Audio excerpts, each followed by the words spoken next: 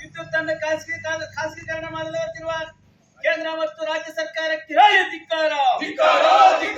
ಗುಡಿಬಂಡೆ ರಾಜ್ಯದಲ್ಲಿ ವಿದ್ಯುತ್ ಕ್ಷೇತ್ರವನ್ನ ಖಾಸಗೀಕರಣಗೊಳಿಸಿರುವ ಕ್ರಮ ಹಾಗೂ ಟಾಟಾ ಪವರ್ ಕಂಪನಿಗೆ ಸಮಾನಾಂತರ ವಿದ್ಯುತ್ ವಿತರಣಾ ಪರವಾನಗಿ ನೀಡುವ ಸರ್ಕಾರದ ನಿರ್ಧಾರವನ್ನ ಖಂಡಿಸಿ ಕರ್ನಾಟಕ ಪ್ರಾಂತ ರೈತ ಸಂಘ ನೇತೃತ್ವದಲ್ಲಿ ಗುಡಿಬಂಡೆ ಪಟ್ಟಣದ ಬೆಸ್ಕಾಂ ಕಚೇರಿ ಎದುರು ಪ್ರತಿಭಟನೆ ನಡೆಯಿತು.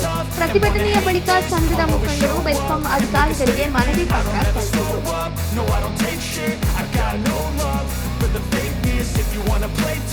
ನಂತರ ಮಾತನಾಡಿದ ಕರ್ನಾಟಕ ಪ್ರಾಂತ ರೈತ ಸಂಘದ ಜಿಲ್ಲಾಧ್ಯಕ್ಷರಾದ ಬಿ ಜಯರಾಮ್ ರೆಡ್ಡಿ, ಪ್ರಸ್ತುತ ರೈತರಿಗೆ ಕೃಷಿ ಪಂಪ್ಸೆಟ್ಗಳಿಗಾಗಿ ಸರ್ಕಾರ ಉಚಿತ ಹಾಗೂ ಸಬ್ಸಿಡಿ ಆಧಾರಿತ ವಿದ್ಯುತ್ ಪೂರೈಕೆ ಮಾಡುತ್ತಿದೆ. ಈ ವ್ಯವಸ್ಥೆಯ ಸಂಪೂರ್ಣ ಆರ್ಥಿಕ ಹೊರೆ ಸರ್ಕಾರಿ ಎಸ್ಕಾಂಗಳ ಮೇಲೆ.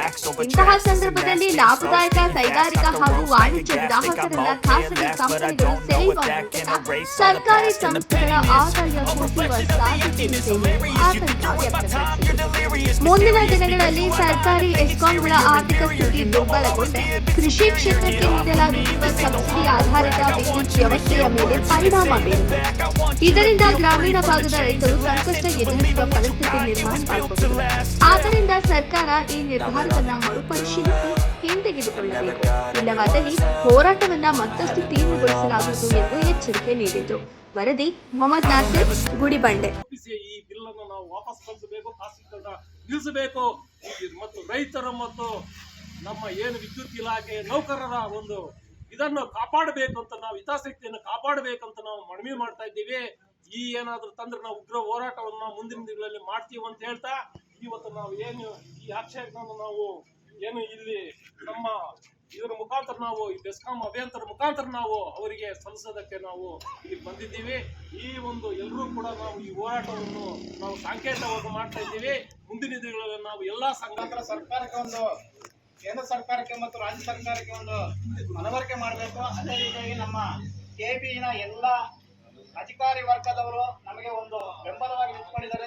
ನಿಮಗೆ ನಾವು ಬೆಂಬಲವಾಗಿ ನಾವು ನಿಂತ್ಕೊಳ್ತಾ ಇದ್ದೀವಿ ಅಂತ ಒಂದು ಮಾತನ್ನು ಹೇಳುತ್ತಾ, ಅದೇ ರೀತಿಯಾಗಿ ಒಂದು ಖಾಸಗೀಕರಣ ಮಾಡಿದ್ರೆ ಯಾವ ರೀತಿ ನಾವು ಬೀದಿ ಪಾಲಾಗ್ತೀವಿ ಎಂಬುದರ ಬಗ್ಗೆ ಇವತ್ತು ನಾವು ಒಂದು ಕೆಬಿ ಮುಂದೆ ಒಂದು ಪ್ರತಿಭಟನೆ ಮಾಡ್ತಾ ಇದ್ದೀವಿ. ಈ ಒಂದು ಪ್ರತಿಭಟನೆಗೆ ಬಂದಿರುವಂತಹ ಎಲ್ಲ ಸಿಬ್ಬಂದಿ ವರ್ಗದವರಿಗೂ ಸಹ ನಮ್ಮ ಕರ್ನಾಟಕ ಪ್ರಾಂತ ರೈತ ಸಂಘ ಬಂದಾಗ ಖಾಸಗೀಕರಣ ಆಗಿದೆ, ಅವ್ರು ಕರೆಂಟ್ ಬಿಲ್ ಕಟ್ತಾರ, ಬೆಳೆ ಉಳಿಸ್ಕೊಂತಾರ, ಈ ಮಟ್ಟಕ್ಕೆ ಬರುತ್ತೆ. ಮತ್ತು ಈಗ ಸುಮಾರು ರಸಗೊಬ್ಬರಗಳು ಮತ್ತೆ ಇತ್ಯಾದಿ ಕೃಷಿಗೆ ಸಂಬಂಧಪಟ್ಟಂತ ಎಲ್ಲವರು ಬೆಲೆ ಜಾಸ್ತಿ ಆಗಿದೆ. ಮತ್ತೇನಾಗಿದೆ, ಈ ಸಾಲ ಮಾಡಿ ಬೆಳೆಯಕ್ಕೆ ಆ ಸಾಲ ತೀರ್ಸಕ್ಕಾಗದಿರ ಸುಮಾರು ರೈತರು ದೇಶದಂತ ಪ್ರಪಂಚದಂತ ಸುಮಾರು ಆತ್ಮಹತ್ಯೆ ಮಾಡ್ಕೊತಾ ಇದ್ದಾರೆ. ಇದನ್ನ ವಿದ್ಯುತ್ ಇಲಾಖೆ ಖಾಸಗೀಕರಣ ಆದರೆ ಇನ್ನೂ ಹೆಚ್ಚಿನ ರೀತಿಯಲ್ಲಿ ಇಂತಹ ಅನಾಹುತಗಳನ್ನ ನಾವು ಕಣ್ಣಾರೆ ನೋಡಬೇಕಾಗುತ್ತೆ.